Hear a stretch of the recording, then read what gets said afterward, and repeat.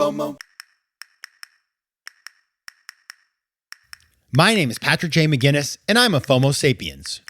And since you're here, I'm going to bet that you are too. And when you're like us and Monday comes around, you don't dread the new week. No, you wake up every Monday morning knowing that this week might just be the best one yet. This is FOMOnday, the snackable show that starts your week right with hot takes, life hacks, listener mail, and even some FOMO therapy.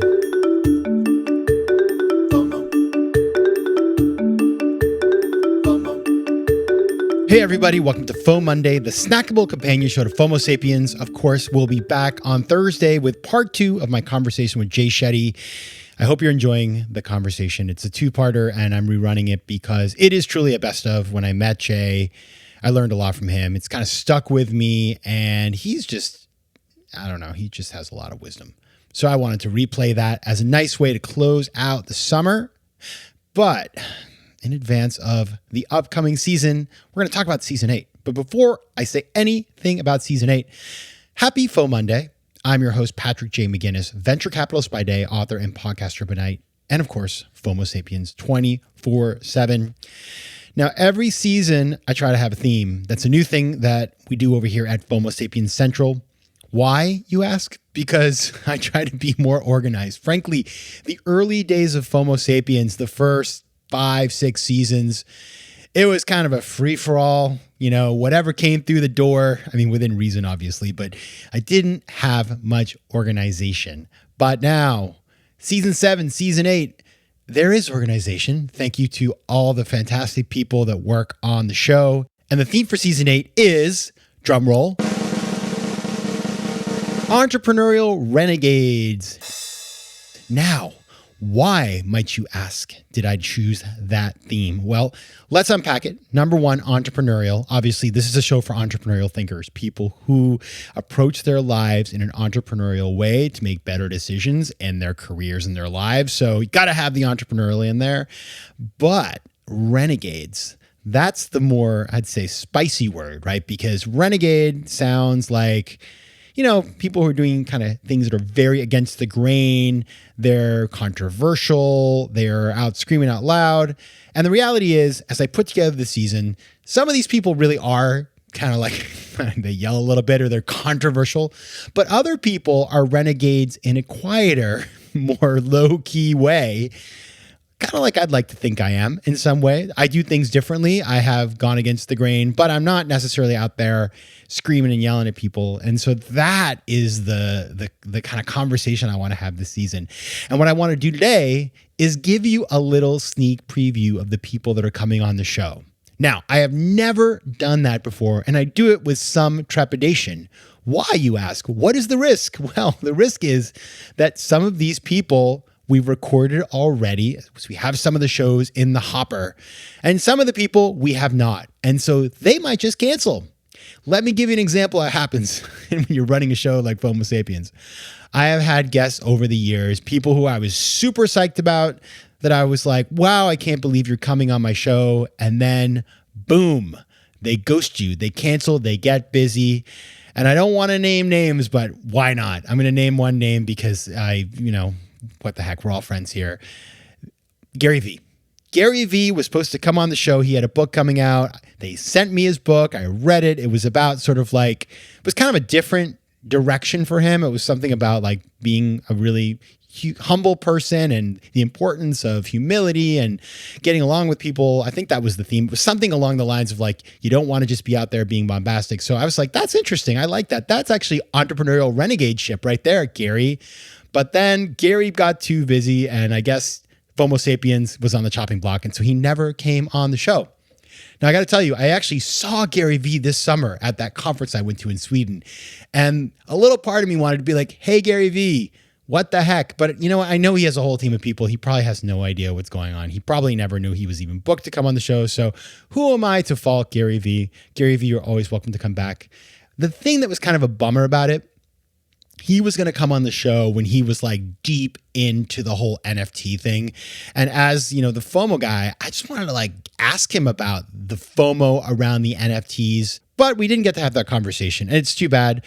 And then I got my first NFT and the whole market crashed. So, when I buy something, especially if my FOMO gets the most of me, just beware, okay? If the FOMO guy falls victim to FOMO, the whole market's going to tank. And so Gary Vee, again, you're always welcome here. But if you come, we're going to talk about the NFTs that you love so much and that have all crashed. And I know you say, oh, I knew that was going to happen, but did you really?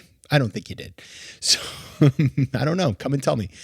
So with that said, let's talk about season 8 of FOMO Sapiens right after the break. FOMO. All right, so let's dive into season 8. Again, I'm giving you a disclaimer here. Some of these people might not show up. I mean, I'd like to think they all would, but I have a couple of these that time will tell. But let's start with one that I am certain is going to show up because we taped it recently and it's on in about a week. So if we didn't have it, I really would be in trouble telling you about it.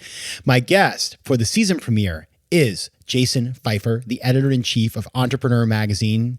Now, Jason is somebody who I've been tracking for a long time.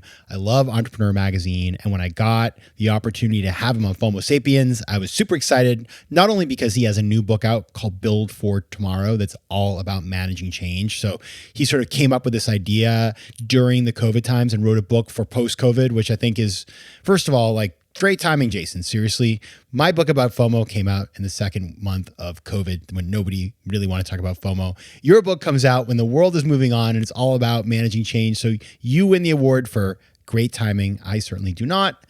But I read the book. I really liked it. And I have to tell you something. Jason is a really just a kind of extraordinary guy because he not only has talked to and interviewed and worked with tons of amazing entrepreneurs, the kind of people that we all talk about, but more than that, he has gotten involved as a startup coach and he's just really thoughtful. And in fact, the way he thinks about entrepreneurship, because I just wanted to start our conversation by asking him how he defines entrepreneur.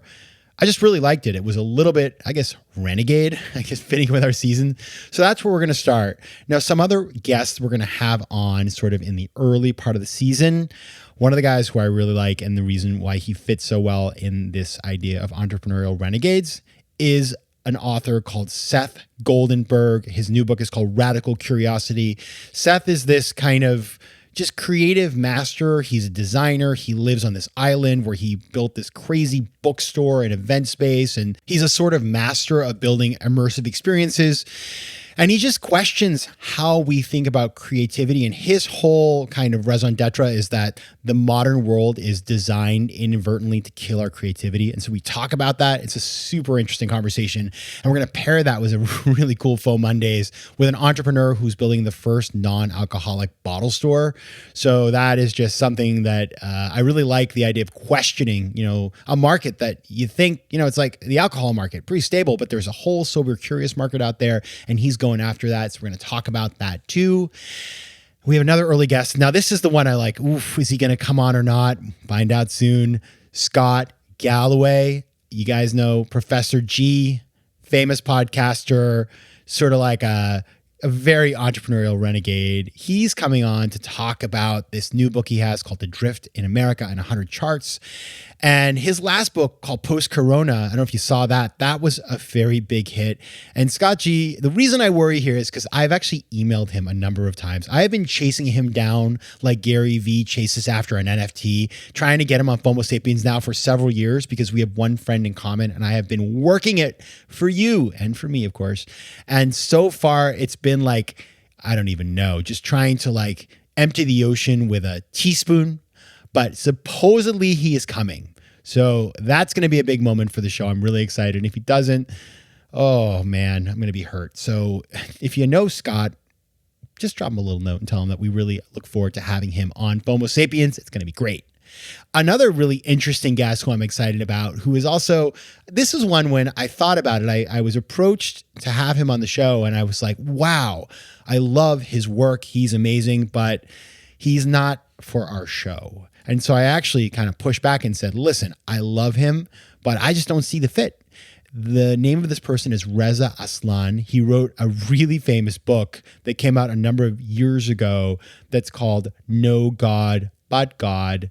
He went on to produce the HBO series The Leftovers, and he's done a bunch of things. And that's why he fits on the show, is that he is not just a guy who basically writes books about religion, right? He is also an entrepreneur. He's done a bunch of entrepreneurial stuff. And I love to talk with unexpected entrepreneurs. Reza is definitely one of those. So he's going to be coming on the show as well and talking about his unconventional approach to being an entrepreneur from the world of being a writer. I think that's a really good fit with our season. Now, I'm going to continue telling the rest, but first, a quick commercial break. FOMO. FOMO. All right, we are back to talk about who's coming on season 8. Now, I don't want to ruin it all for you. I mean, there will be a couple that I'm not going to mention today, but I have a few more I want to talk about.